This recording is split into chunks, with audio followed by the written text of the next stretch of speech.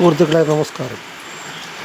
നമ്മളിന്ന് നമ്മുടെ യമൻ സർക്കാരിൻ്റെ ജയിലിൽ 16-ാം തീയതി വധശിക്ഷ നടപ്പാക്കും എന്ന് കരുതി ഇരുന്ന നിമിഷപ്രിയയുടെ വധശിക്ഷ തൽക്കാലം നീട്ടിവെച്ച ഒരു സന്തോഷ വാർത്തയാണ് നമ്മുടെ മുമ്പിലുള്ളത്.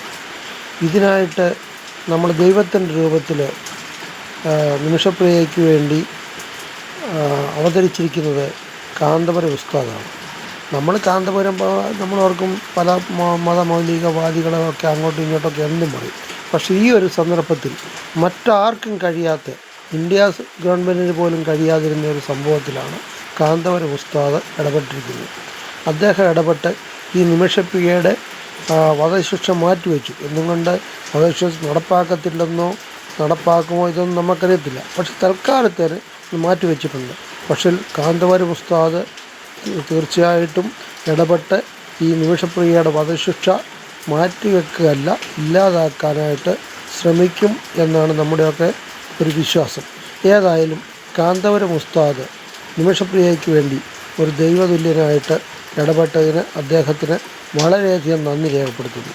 നമസ്കാരം, നന്ദി.